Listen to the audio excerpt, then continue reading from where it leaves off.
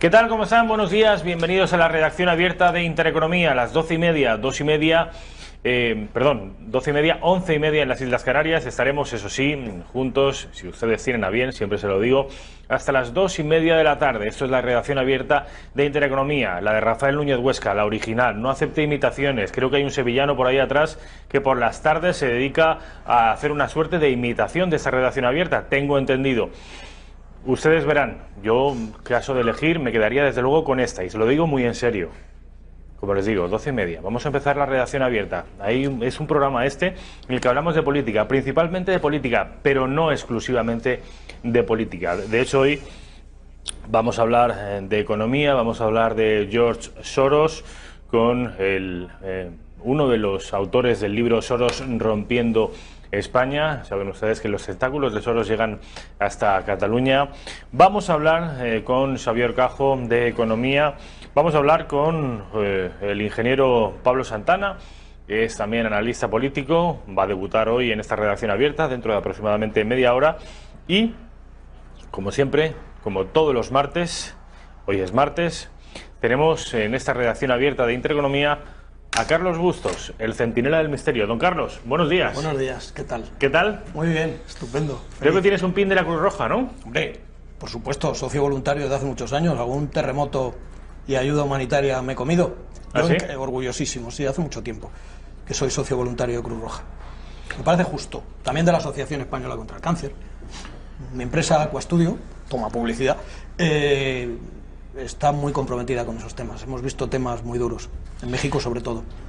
De la Asociación Española contra el Cáncer, de la Cruz Roja, del Partido Popular y del Real Madrid, ¿no? Sí, claro. José Luis Hernández Garbi, ¿qué tal? ¿Cómo estamos? Buenos días. Buenos días, un placer estar de nuevo con todos vosotros, con Carlos y contigo, por supuesto. José Luis Hernández Garbi es escritor, ya lo conocen, un escritor prolífico. Por cierto, ¿en qué estás, Garbi? Pues sabes que siempre tengo algo entre manos, casi mejor dicho, entre el teclado, ¿no? Y pues trabajando en un próximo libro.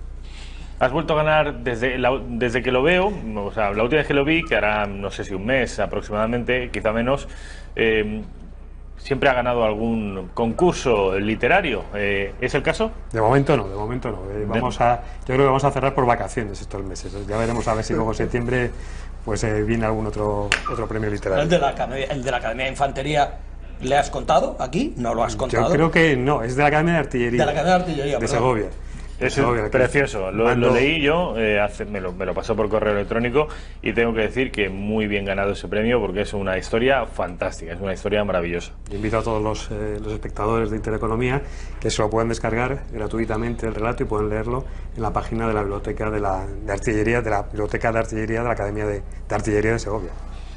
¿Título de ese texto? Ventura se llama. Ventura, José Luis Hernández Garbi. Bueno, el Centinela del Misterio. Llevamos ya pues casi 2 años, ¿no? ¿Cuánto tiempo lleva el Centinela en Intereconomía? 55, 56 programas, o sea, ahí queda. Yo no te digo que lo superes. Hala, igualamelo. Como dice Mota, ¿eh? Bueno, al Centinela del Misterio, el programa de radio, el hermano mayor de ese programa que lleva ya más tiempo que nosotros, y a esta edición audiovisual, televisiva, lo conocen ustedes de sobra. Es un programa dedicado al análisis de los misterios, de la crónica negra. Hoy precisamente el programa versará sobre eso, sobre crónica negra, en concreto sobre magnicidios, que en la historia de España los ha habido, y muchos. Pero antes me gustaría salirme durante unos minutos del guión que teníamos establecido, porque ayer acabé de ver una serie documental, solo 5 capítulos, de Netflix, supongo que lo habrán no escuchado ustedes, el caso Alcácer. Salió hace aproximadamente un mes, o quizá menos, en Netflix. Está funcionando muy bien.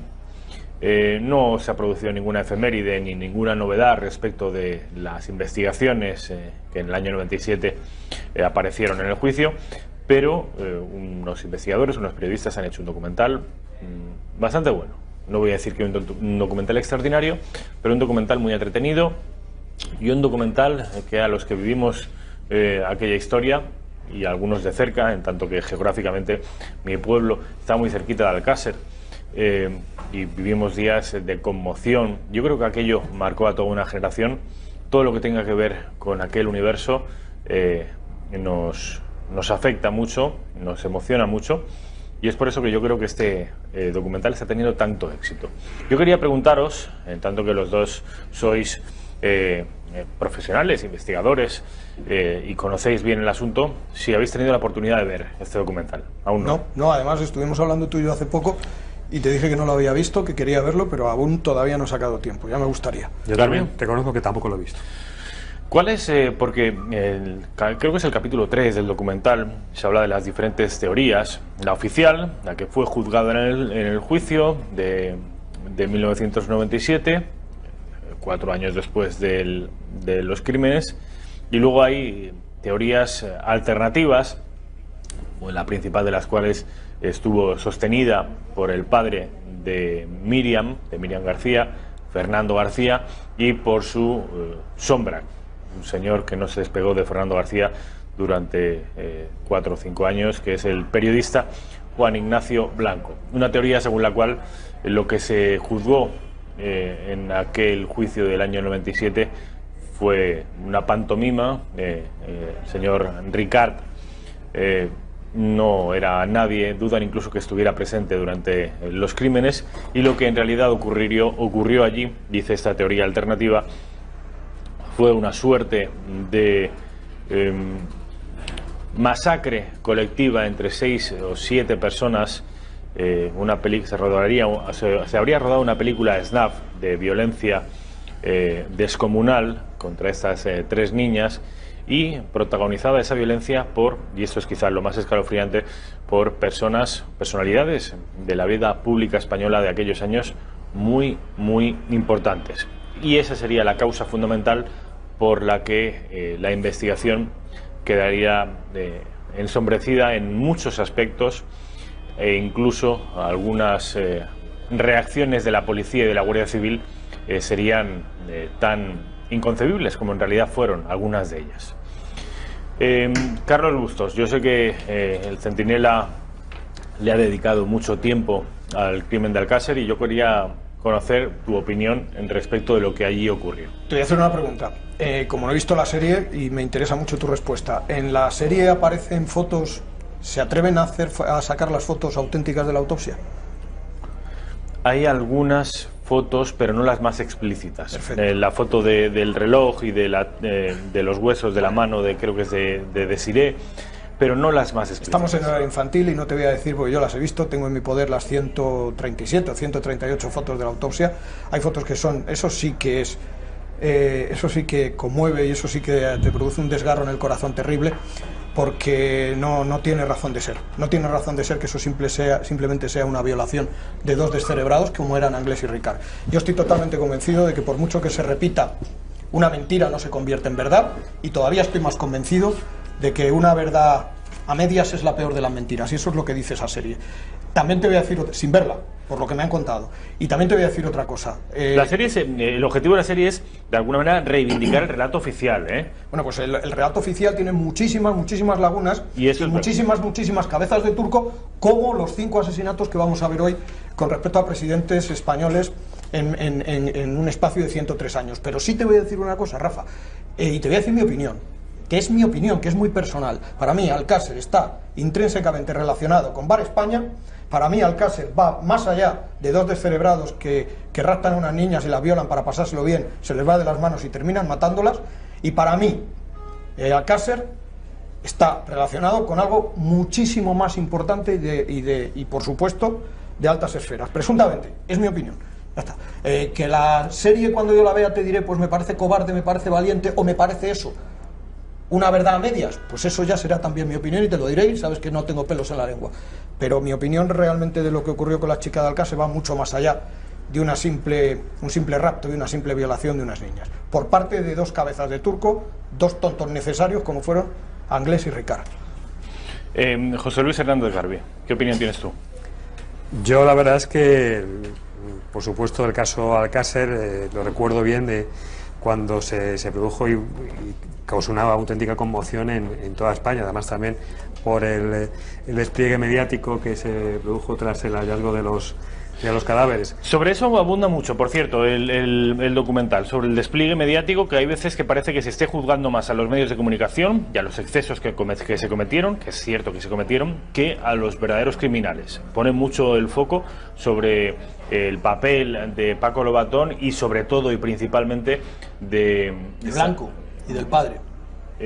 Los periodistas que en ese momento eran los periodistas estrellas, que eran Paco Lobatón en el programa, Pepe Navarro en el Mississippi, y sobre todo, no recuerdo el nombre de esta periodista, Nieves Herrero, efectivamente, Nieves Herrero. En ello sí que pone bastante el foco. Decías, José Luis, que te he interrumpido, perdona. No, pues yo es un caso que no conozco bien, tanto desde un punto de vista policial como judicial. Simplemente tengo la información que los medios de comunicación de aquel entonces pues pudieron proporcionar. Está claro que durante la investigación policial y judicial pues se produjeron algunos fallos que son los que han dado lugar a que existan pues este tipo de teorías que hablan, vamos así a decirlo, de una especie de conspiración que fue la que realmente está detrás de la muerte de las 3 chicas, ¿no? En este sentido, pues hay que limitarse realmente a lo que dijeron los jueces en sentencia ante el tribunal y bueno, esperar que a lo mejor quizás a este documental del que hablas, pues pueda dar pie a que se abran nuevas investigaciones y aparezcan revelaciones que hasta ahora no eran conocidas, arrojen un poco de luz sobre lo que realmente pasó. Carlos, cuando decías que tú creías muy relacionado el caso Alcácer con el caso Bar España, muchos espectadores, entiendo que los menos, sabrán qué demonios es eso de Bar España, pues pero los más no tendrán ni la más remota idea. ¿Qué es eso de Bar España y por qué lo relacionas? Primero, yo les recomendaría que entraran en metropolitanradio.es, el programa de radio, y escucharan, les va a conectar directamente si quieren con la plataforma iVox, y que busquen el programa Bar España y que busquen el programa de Alcácer. Son 4 horas y media, casi 5, por no decir, 4 horas y media, casi 5, de auténtica información y de auténticas hipótesis contrastadas, no oficiales, que ese es el miedo que me da, y con protagonistas en ese programa realmente capacitados. Bar España es un bar de carretera que supuestamente se surtía de niños de una residencia, valga la redundancia, de niños un poquito desubicados dentro de la sociedad, con problemas muy importantes, de familias desestructuradas, donde supuestamente Bar España, insisto, se surtía de esos niños para que se produjeran abusos a menores y para que se produjeran pues todo tipo de violaciones, todo tipo de sodomizaciones, etcétera, etcétera. Supuestamente, detrás de Bar España, bueno, supuestamente, porque hay que decirlo, pero supuestamente detrás de Bar España hay gente muy importante. Siempre se ha hablado, supuestamente, de Carlos Fabra, que fue presidente de la Diputación de Castellón, se ha hablado de Giuseppe Farina, primer lugarteniente de Silvio Berlusconi. Es más, Silvio Berlusconi le nombra presidente del Milán, cuando él me parece que es primer ministro de Italia, le nombra presidente del Milán, porque tiene demasiadas atribuciones, y es el propio Berlusconi el que echa a Farina, Giuseppe Farina, de la presidencia del Milán,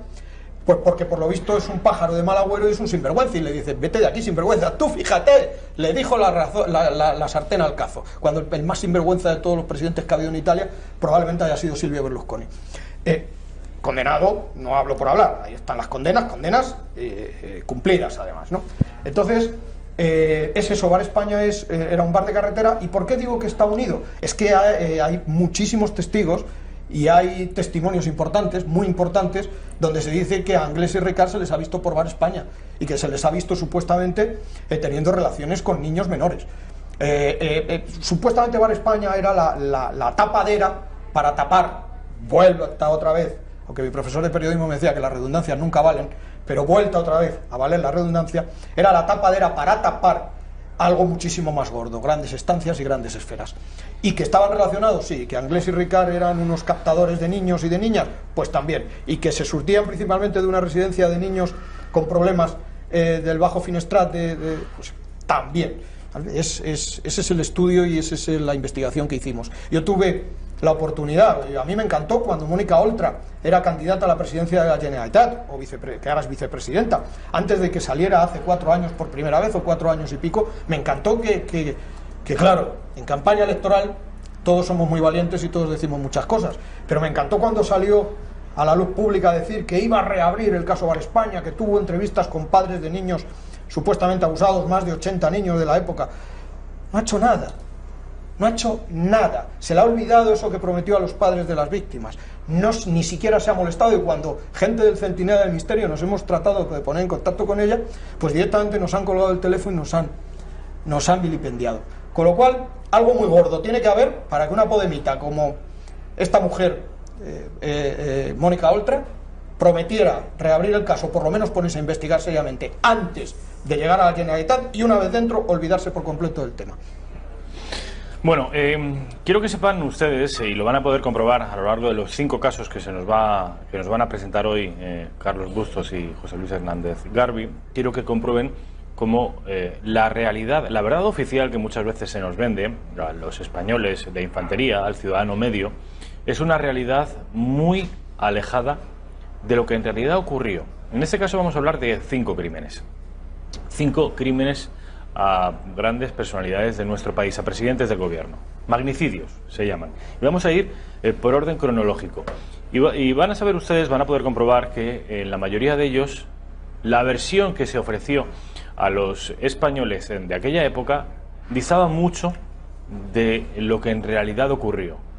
Estoy diciendo con esto que es posible, no digo que sea probable, pero es posible que lo que ocurrió con 3 niñas prácticamente anónimas en un pueblecito de Valencia no fuera lo que acabó vendiéndose a la opinión pública. Es posible, porque si en los magnicidios nos han mentido, ¿cuántas mentiras no nos han podido colar en crímenes salvajes cometidos a personas anónimas?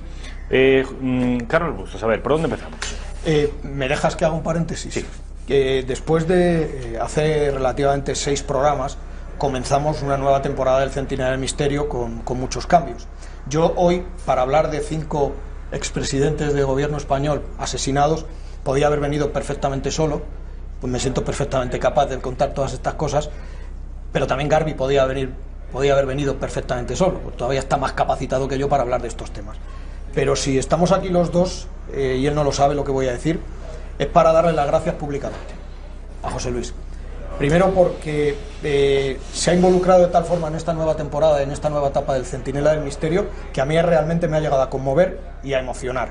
Y si en algún momento tuve dudas de dar un parón y de decir vamos a descansar 6 mesecitos como hacen los de Cuéntame, para luego cogerlo con más fuerzas, él me quitó esa idea de la cabeza y no sabes cómo se lo agradezco.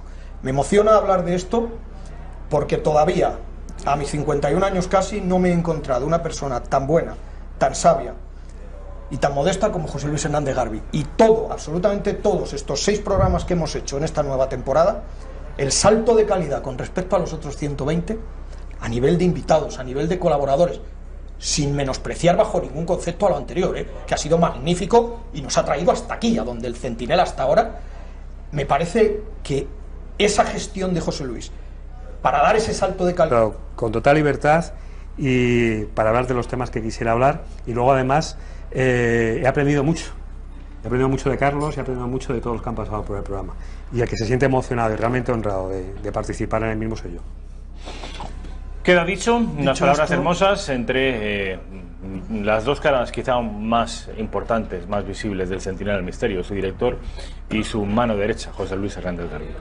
Dicho esto, vamos a empezar, porque además hemos consumido ya nada menos que 20 minutos, hay que darse un poquito de prisa, Carlos. Vale. Para empezar, por orden cronológico, por los 5 magnicidios que cambiaron la historia de España. Pues el de la calle del Turco, era un 27 de diciembre de 1870, y estamos hablando del general Prim, que fue, curiosamente fue un atentado,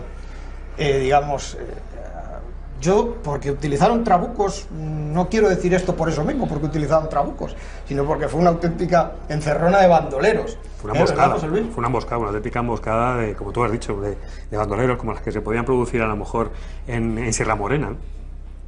Y lo gracioso de todo esto es que aparentemente el gobierno sacó una nota de prensa diciendo que el general Prim había sufrido heridas leves después de aquel atentado, cuando curiosamente solo 3 días después, un 30 de diciembre de 1870, muere. Y muere justo coincidiendo, Garbi no cree, piensa que son casualidades, yo no. Yo estoy totalmente convencido de que a Prim le tenían una ojeriza terrible, porque nadie, absolutamente nadie en España estaba de acuerdo con que el rey fuera Amadeo I de Saboya, y el único, parece ser, el único y principal valedor de Amadeo I de Saboya fue Prim, y no, vamos, es que cuando llegó Amadeo de Saboya a tomar poderes, entre comillas, Prim estaba en cuerpo presente, ¿verdad, José Luis? Es el primer acto oficial del nuevo rey, del rey italiano que llega a España. Es presentarse en la capilla fúnebre de la que está de cuerpo presente el general Prim. Entonces, bueno, hay que imaginarse la situación de este joven monarca recién llegado a España, después de una búsqueda incesante del propio Prim por toda Europa, buscando el candidato más adecuado para que fuera rey de España, y hay que imaginarse llegando a España y de pronto encontrándose que su principal valedor ha sido asesinado y que se encuentra en medio de un ambiente hostil que nadie lo quiere, porque los monárquicos lo que buscan y lo que pretenden es una restauración borbónica, y los republicanos, pues, por supuesto, no quieren ver a un rey sentado en el trono de España. Entonces es una situación bastante compleja, y lo que decía Carlos, desde luego el crimen pues reúne todos los elementos de una conspiración. Estamos muy acostumbrados a oír conspiraciones en otros países, hablaremos de alguna más seguramente en el transcurso del programa, y ya digo, estamos acostumbrados a este tipo de conspiraciones, y en cambio pues en España, en la historia más reciente, pues nos encontramos con estos crímenes de Estado que reúnen muchos de los elementos de una auténtica conspiración. El otro día, Rafa, con gente en el estudio, con gente de ABC y con gente de COPE, hicimos un programa maravilloso y salió a relucir el nombre de Benito Pérez Galdós. Bueno, evidentemente tú en nuestra sociedad actual nombras a Prim, nombras a Canalejas, nombras a Eduardo Dato y no te suenan, te suenan a calles. Exactamente, para que estás nombrando el Callejero de Madrid. Vale. Pero fue terriblemente grave porque hay un nombre que es el que acabo de decir, que es Benito Pérez Galdós. Benito Pérez Galdós, por eso decía, todo el mundo le conocería actualmente como el de los billetes de 1000 pesetas y por los episodios nacionales y como un estupendísimo y excelente escritor. Pero es que en aquella época Benito Pérez Galdós era un periodista en Cortes, ahora se llamaría periodista político, analista político, pero en esa época era periodista en Cortes, ¿vale? Y le avisó, y su papel fue crucial, y Prim hizo oídos sordos de todo lo que le decía Pérez Galdós. Pérez Galdós sabía que Prim iba a ser asesinado, si no antes, en el momento en que Amadeo I de Saboya pusiera un pie en tierra, ¿verdad, José Luis? Es que la verdad es que tenía muchísimos enemigos. Prim sabía, a lo largo de los años, era un hombre también muy poderoso y se había granjeado numerosos enemigos, y como he comentado antes, tanto de unos sectores como de otros. Y bueno, quizás a lo mejor pues vieron que era el momento oportuno de quitar de en medio a un hombre que podía ser un obstáculo para introducir una serie de cambios políticos en España que pretendían algunas de las facciones de aquel entonces. Hay que señalar que bueno, ahora las rivalidades políticas pues se discuten en el Congreso, en los medios de comunicación también, pero en aquel entonces pues muchas veces se resolvían pues en un duelo, o retándose o amenazándose de muerte. No, Charlton Heston disfrutaría en esa época aquí en España como nadie. Y también lo comentábamos que en el programa de radio, que muchas personas, muchos políticos incluso, llegaban a ir armados, ¿no?, para prevenir este tipo de ataques de sus rivales en las Cortes, ¿no? Entonces, bueno, pues era un rumor que existía en Madrid en aquel entonces, de que bueno, pues Prim en algún momento podía sufrir un atentado, podía ser asesinado, y bueno, pues Benito Pérez Galdós, como gran escritor, como gran periodista y como persona inteligente, pues posiblemente estaba al corriente. ¿Tenemos fotos? No, nos están llegando. Vamos, si quieres, a pasar al siguiente magnicidio. Qué pena, no, porque hay un tema que es muy importante sobre Prim, que es su momia. La momia de Prim, que es una de las fotos que he traído, que es espectacular. La vamos a ver. Lo que está pasa súper bien conservada, Rafa. Se hicieron una serie de pruebas, la primera en 2012. En 2012, creo que es la Universidad Camilo José Cela, ¿verdad? Un grupo de científicos analiza. Paco Pérez Avellán estuvo por ahí. Paco Pérez Avellán estuvo por ahí. Liderado por él. Sí, analizan la momia de Prim y llegan a la conclusión de que Prim no muere de los disparos. Es más, el disparo más grave que tiene Prim es uno en el hombro. Y se llega a la teoría de que Prim muere de estrangulamiento. De hecho, Prim tiene en el cuello unas marcas que me recuerdan terriblemente a las de Mario Biondo, porque esta gente, después los de la Universidad Complutense que hacen un contraanálisis, dicen que no, que esa marca del cuello está producida por el corbatín. Venga, hombre, a un tonto con ese cuento. ¿Cómo que un corbatín hace esa marca tan profunda? El corbatín, ¿cómo se lo apretaron a la hora de embalsamarlo y hacer la autopsia? Con una soga, con una guillotina, aquello se fue. Entonces, no cuadra. Lo que sí que se dice es que, pero sin embargo, en la Universidad Complutense, en la Camilo José Cela, dicen que murió probablemente asfixiado, que murió ahogado, que esas marcas en el cuello no están producidas por ese corbatín, por una hinchazón post-mortem que produce esas marcas. Y que, por supuesto, Prim no muere de esos disparos, porque el más grave, insisto, lo tiene en el hombro izquierdo, con lo cual dicen que no. La Universidad Complutense abre, unos años después, un camino diciendo que probablemente, a lo mejor, ahorcado no, o asfixiado, o como digo yo, estrangulado no, pero sí, tal vez, asfixiado. ¿Qué piensas tú de eso, José? Son las dos teorías que existen. Hay una que, como tú bien dices, que fue defendida en su momento por el fallecido Paco Pérez Avellán, que afirmaba que esas marcas eran fruto de un estrangulamiento violento, como tú bien decías, con algún tipo de cordel o una cuerda que había presionado sobre el cuello de Prim. Y existe otra teoría que afirma que posiblemente murió asfixiado, pero asfixiado a lo mejor con una almohada del lecho en el que estaba postrado con las heridas, aunque yo he de decir que soy partidario de la teoría, vamos a ponerla entre comillas, oficial. De la septicemia, ¿no? Que realmente murió por una septicemia, por una infección generalizada provocada por los impactos de... ¿No te parece que en solo 3 días, desde que le pegan los tiros el 27 de diciembre, muy rápido, hasta el 30, son 3 días para que una septicemia se extienda por todo el cuerpo y fallezca? Yo no soy médico ni septicemia es una infección generalizada. Sí, porque entonces rellenaban los trabucos con lo primero que pillaban, ¿eh? Ese fue el primer arma química que hubo, ¿eh? Digan lo que digan cualquier jefe de Estado actual. El primer arma química eran los trabucos españoles, porque se rellenaban con lo primero que pillaban, ¿eh? Lo primero que pillaban, efectivamente. Y luego es que dice que posiblemente la infección fue provocada por la propia ropa que llevaba Prim.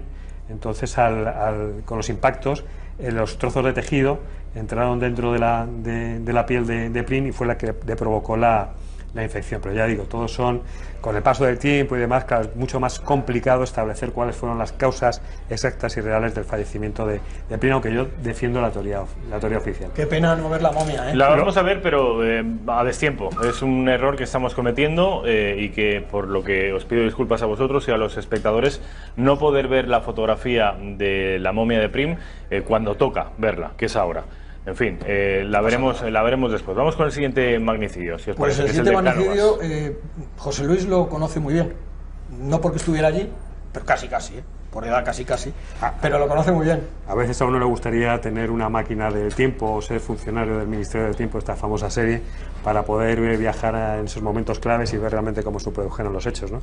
Y el asesinato de Cánovas, pues nos encontramos con un segundo magnicidio en un espacio muy breve de tiempo. Y también volvemos a encontrar con una serie de elementos que vamos a ver que son comunes en toda esta serie de magnicidios, ¿no? En este caso es un anarquista el que asesina al presidente del gobierno de varios disparos mientras estaba en un balneario, ¿no? Descansando. Y me refería a estos elementos comunes y bueno, pues es los fallos de seguridad, porque prácticamente no contaba con ninguna protección. Estaba solo en el balneario, como el asesino, un anarquista italiano, se le permite viajar por toda Europa, no se sabe con qué fondos, no se sabe dónde se consigue el dinero para poder viajar por toda Europa. En un principio se vende la idea de que realmente quería atentar contra un miembro de la familia real española, aunque bueno, pues se encuentra con la oportunidad de atentar contra el presidente del gobierno y opta por esa opción. Sabe perfectamente que se encuentra en ese balneario descansando, una información que era prácticamente confidencial, muy poca gente sabía que estaba el presidente del gobierno descansando en ese balneario, y el asesino lo sabía perfectamente y sabía también cuál era su ritual, y consigue incluso alojarse en el balneario. Y bueno, pues el asesinato se comete con la mayor tranquilidad y facilidad, ¿no? Le descerraja tres disparos a quemarropa que acaban con la vida del presidente del gobierno. Y lo que más nos llama la atención, tanto a Carlos como a mí, fue como ese asesino, ese anarquista, Michele Angiolillo, pues se le permite viajar por toda Europa con unos fondos que no se sabe muy bien de dónde son. Bueno, vienen de la disidencia cubana y vienen del gobierno de los Estados Unidos. Y efectivamente antes de entrar en España, mantiene una reunión en París con Ramón Emeterio Betances, con nacionalistas puertorriqueños y cubanos, de los que posiblemente obtuvo pues tanto el apoyo económico como político para cometer el atentado. ¿Pero ese tal Angiolillo es italiano? Es italiano. Pero como muy bien ha señalado Carlos, hay que ver quién está detrás de este supuesto anarquista. Independentistas cubanos y el gobierno de los Estados Unidos. Vamos, seguro. porque quizás a lo mejor, a mí me parece interesante la posibilidad de que el gobierno de los Estados Unidos, hay que señalar que nos encontramos a punto de que estalle la guerra contra Estados Unidos por la crisis en Cuba, y hay que señalar que, bueno, quizás a lo mejor había una siniestra mano negra que no era precisamente la de los nacionalistas ni la de los anarquistas, sino quizás a lo mejor intereses norteamericanos fueron los que movieron los hilos para que se cometiera el atentado. Rafa, no olvidemos que Cánovas del Castillo fue 7 veces presidente del Consejo de Ministros con el rey Alfonso XIII, firmó la definitiva abolición de la esclavitud en España y es el padre de la Constitución más longeva, la Constitución de 1876.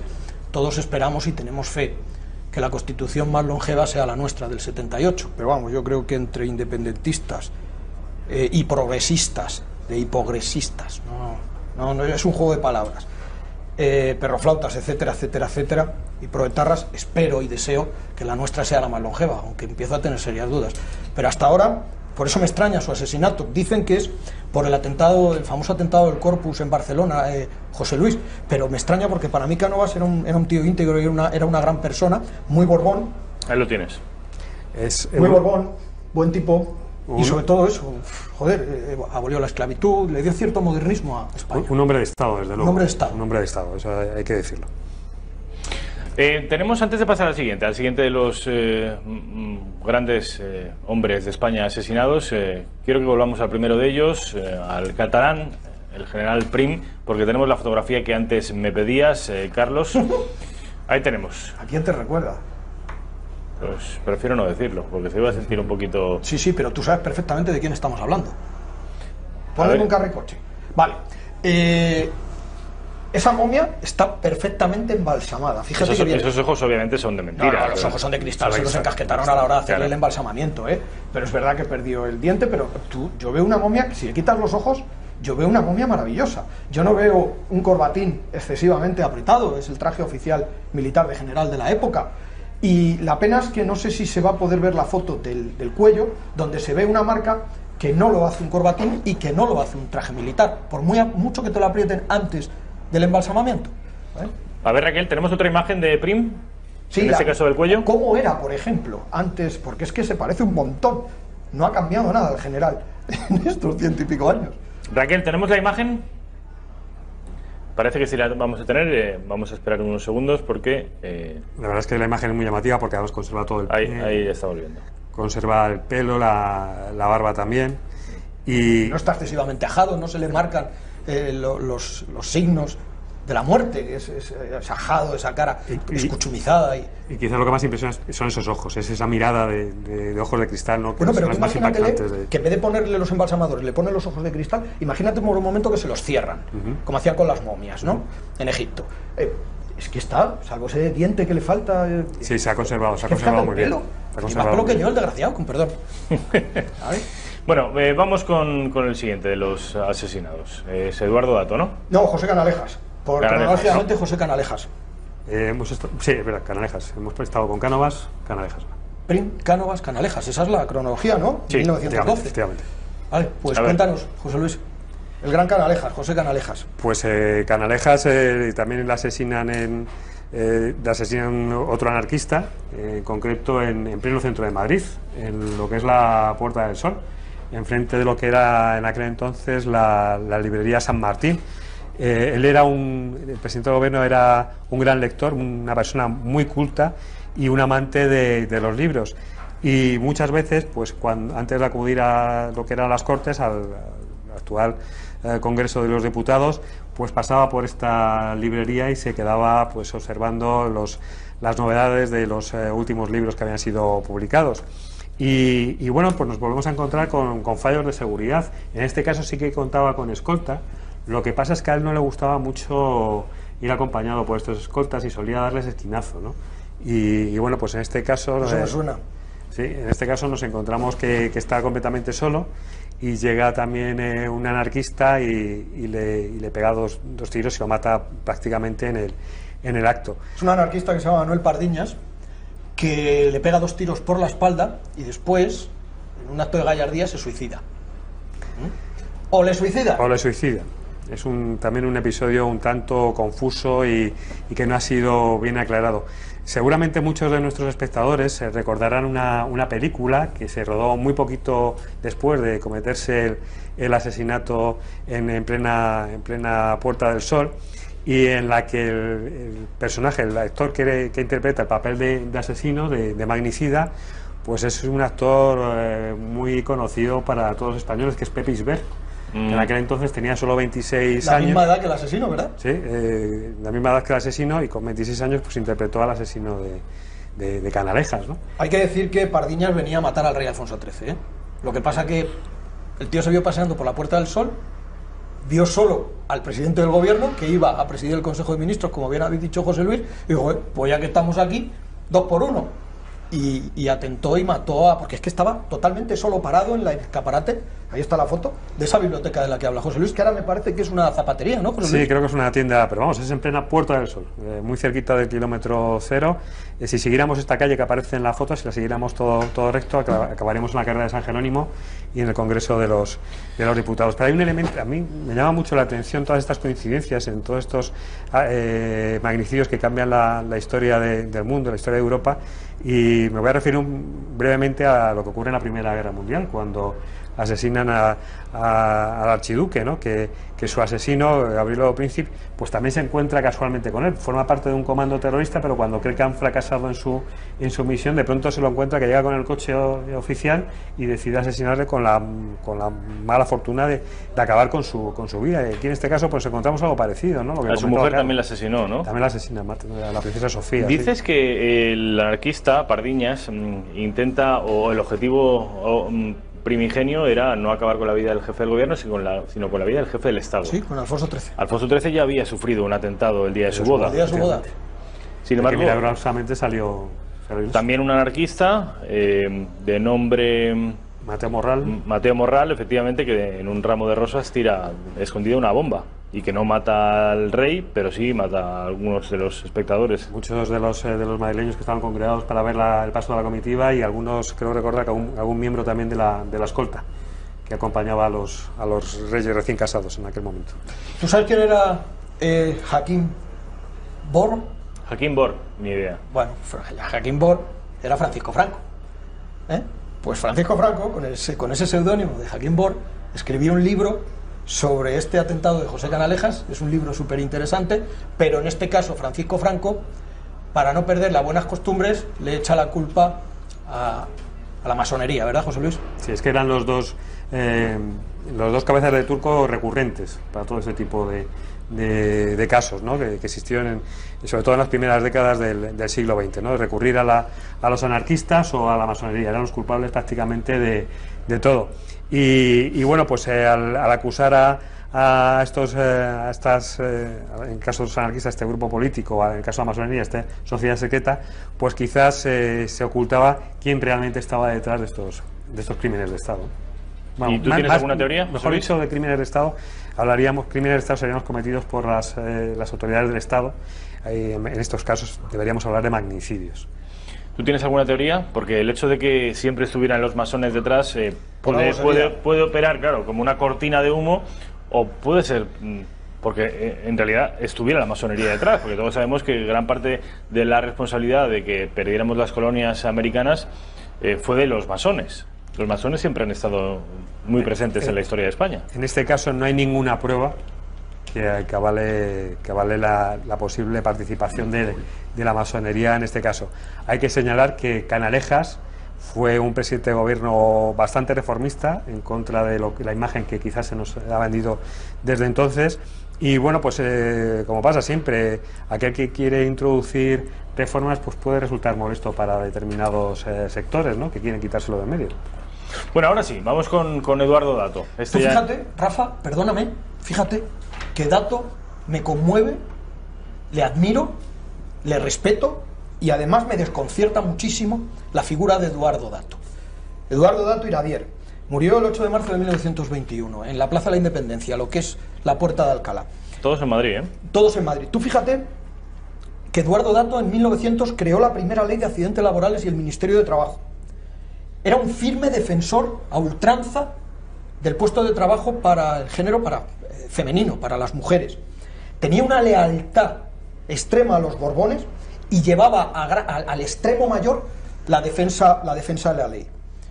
Fíjate que a Dato lo matan precisamente, probablemente de los 5 el más progresista, y le matan los progresistas, le matan los obreros. Probablemente el detonante fue el apoyo a la ley de fugas y la huelga general revolucionaria de 1917, donde Dato entró como un elefante en una cacharrería. Dijo: a mí esto no se me va de las manos, metió al ejército y la represión fue muy fuerte, incluso hubo muertos. Entonces eso, a un señor que era progresista en mi opinión, por todo lo que creo, 100%, muere a manos, en teoría, de los más progresistas, ¿verdad, José Luis? Sí, nos volvemos a encontrar con anarquistas, que son los que cometen el atentado. Además, un atentado que reúne, volvemos a lo que comentaba antes, los elementos estos de la falta de escolta, el conocer muy bien el itinerario que iba a seguir el presidente del gobierno, en fin, exigía una concienzuda preparación.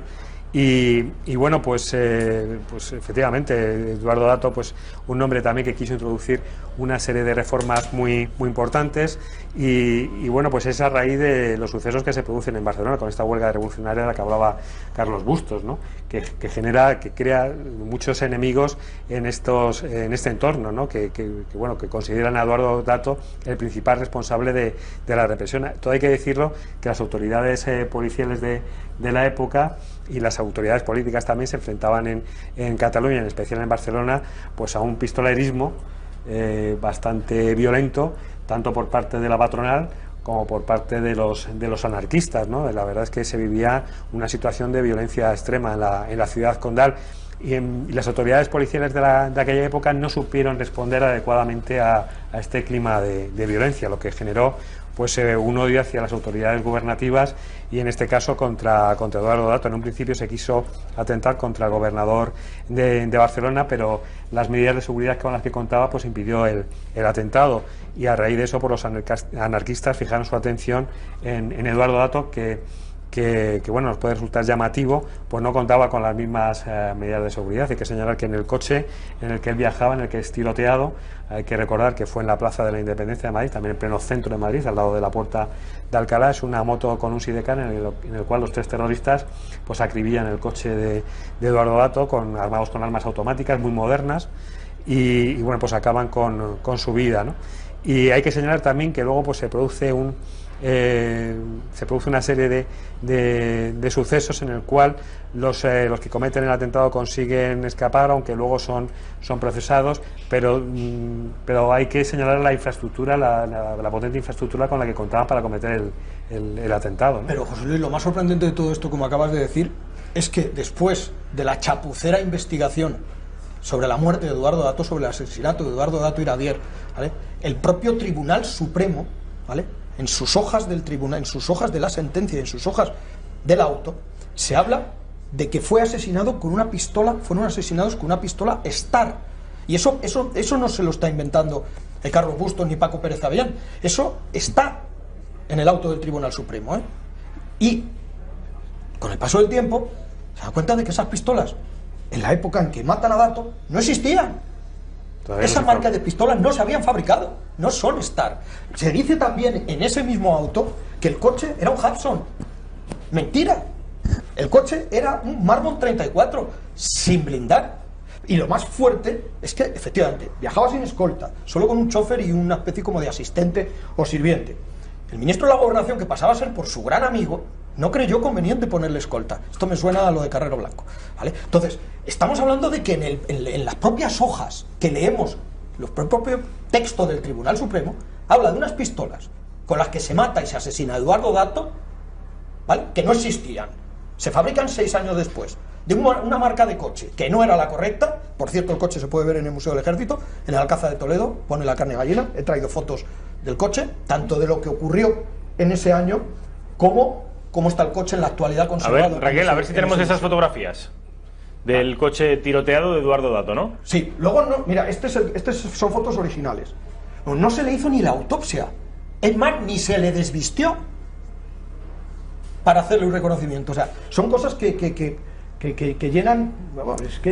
Hay que señalar que eso es el Museo del Ejército de Toledo. Efectivamente, esa es la sala donde está el Museo del Ejército. Hay que señalar también que está el carruaje de Prim en el Museo del Ejército. Hace tiempo que no estoy en este maravilloso museo, que yo recomiendo a todos los espectadores que lo ahora está en Toledo, ¿no? Sí, está en Toledo, efectivamente. Se trasladó hace unos años a Toledo. Y antes también estaba el coche de Carrero Blanco. Eso es un Marmon 34, no un Hudson. Y en las hojas de la época del Supremo pone eso, junto con las marcas de pistolas que no existían. Perdona que insista, pero es que es el Tribunal Supremo y es un magnicidio. Joder, ¿dónde hemos llegado de chapuzas? Pero ahora te contaré el sumum, cuando acabe Garvey, te contaré el sumum de la chapuza con respecto al asesinato de Eduardo Dato. Pero hay que señalar que bueno, ahora todos estos errores nos pueden sorprender, nos pueden llamar mucho la atención porque estamos acostumbrados a que en los procedimientos judiciales actuales y en las investigaciones policiales pues estos errores no se produzcan o bueno, pues y si se producen pues se han denunciado, pero en aquel entonces, no solo en España sino en el resto del mundo, en los países más desarrollados de aquel entonces, este tipo de errores pues se podían producirse. Ahora es inconcebible que la víctima de una muerte violenta pues no se le realice la autopsia, pero en aquel entonces pues a lo mejor pues como se sabía realmente cómo había muerto y era el presidente del gobierno, pues alguien consideró que no era oportuno realizar la autopsia. Hay que situarse en el contexto de aquella época. A mí lo que me resulta más llamativo de toda esta historia del magnicidio de Eduardo Dato, pues eso es la infraestructura con la que contaron los terroristas, que consiguieron una moto de gran cilindrada. Una Indian. Eran las mejores motos. Que había muy pocas en España. Eran las mejores motos de la época, armas de guerra para cometer el crimen, luego una infraestructura de pisos francos para facilitarles la huida y que bueno, pues ya digo, nos llama poderosamente la atención todos estos datos sobre los que quizás a lo mejor no se ha investigado demasiado. Y cuando se ha tratado de investigar, Rafa, que esto es lo que te quiero comentar, que llama poderosísimamente la atención, años después ha habido gente que ha tratado de investigar pues para hacer una serie de televisión, algún documental, Canal de Historia, National Geographic, Odisea, un montón de canales. Bueno, pues me llama la atención, que es que de verdad, para repartir collejas a diestro y siniestro, que no hayan caído en un detalle a la hora de hacer la reconstrucción de los hechos. Y es que en el Madrid de 1921 se circulaba por la izquierda, como en Londres, con lo cual el coche de Eduardo Dato no bordeó la Puerta de Alcalá tal como cuentan, no entró en la calle Serrano tal como cuentan, porque insisto, se circulaba por la izquierda, subió Alcalá por la izquierda y la bordeó al revés de como se bordea en la actualidad una rotonda.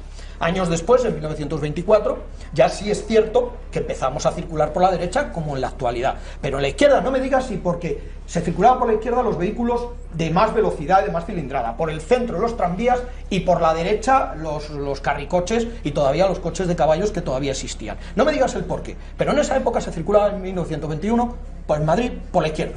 Y eso no se tuvo nunca en cuenta a la hora de hacer la reconstrucción de los hechos fidedigna. ¿Sabes quién se tuvo que dar cuenta de esto? Joder, y no hace tanto, Paco Pérez Avellán, en el cual, si me permites, este programa se lo quiero in memoriam dedicar a él. Paco Pérez Avellán fue el que descubrió cómo la reconstrucción de los hechos, cómo la gente no tiene cabeza y no cae, que en 1921 en Madrid se circulaba por la izquierda. Os propongo un reto, que me deis solo unas pinceladas del último de los grandes magnicidios que en la historia de España han sido, que es el del almirante Luis Carrero Blanco, porque nos estamos absolutamente fuera de tiempo. De manera que si podéis darme en un par de minutos alguna pincelada para que ahí estamos viendo el llamado El Cejas Luis Carrero Blanco. ¿Hacemos una cosa? A ver. Como esto es terrible y es un programón, y ni es verdad que nos hemos extendido demasiado en otros temas, te da Garvey las pinceladas y volvemos otra semana solo para hablar de lo de Carrero Blanco, porque lo de Carrero Blanco, la seguridad de Carrero Blanco es de Mortadelo y Filemón, y como premio a Mortadelo y a Filemón después le nombran presidente del gobierno. Luis Carrero Blanco, el compañero de fatigas de Francisco Franco, además creo que también hizo la guerra como Franco y fue el primer jefe de gobierno, el primer presidente del gobierno. Antes saben ustedes que Franco, antes del año 72, era presidente del gobierno, jefe de Estado, lo era todo. Y la persona de su más extrema confianza, Luis Carrero Blanco, cántabro, es nombrado presidente del gobierno y dura poco en el cargo. Sí, la verdad es que sí, en el 73 es cuando se produce el atentado de ETA, quizás el atentado más espectacular por su trascendencia histórica y política de la historia sangrienta de la organización ETA. Hay que señalar también que bueno, pues el almirante Carrero Blanco era posiblemente uno de los escasos amigos que llegó a tener en vida el general Francisco Franco, ¿no? Y bueno, pues su papel fue decisivo durante toda la dictadura, y en estos últimos años de franquismo pues fue decisivo. Pero como bien ha dicho Carlos, yo creo que merece incluso un programa bastante más extenso y dedicado en exclusiva al atentado contra Carrero Blanco, porque hay muchas de las claves de lo que luego sucedió después en España, y todavía hay muchos puntos oscuros que conviene ser aclarados. Hay una persona clave nos tenemos que no, sí, pero hay una persona clave que no ha sido nombrada, que es Laureano López Rodó, ministro de Asuntos Exteriores. Esa persona es muy clave para saber quién asesinó a Carrero Blanco. Y te voy a decir más. Hay 3 frases que no son chufla, que marcaron ese magnicidio. Una, no hay mal que por bien no venga. Otra, es el último hilo que me quedaba con la vida. Y otra, está todo atado y bien atado. Esas 3 frases, junto con una de un sinvergüenza periodista progresista que dijo que el epitafio de Carrero Blanco era: de todos mis ascensos, el último fue el más rápido. Esas 3 frases que te he dicho primeras y esta sinvergonzonería, 4 frases que bien analizadas se le puede sacar mucho jugo, Rafa. Lo haremos en el próximo programa. Carlos Bustos, Centinela del Misterio, Garbi, ¿qué tal? Pues espero que hayan ustedes disfrutado de esta crónica negra de nuestro país, no asesinatos a individuos cualesquiera, sino asesinatos a 5 grandes hombres de la historia de España, al margen de las filias y las fobias políticas de cada uno.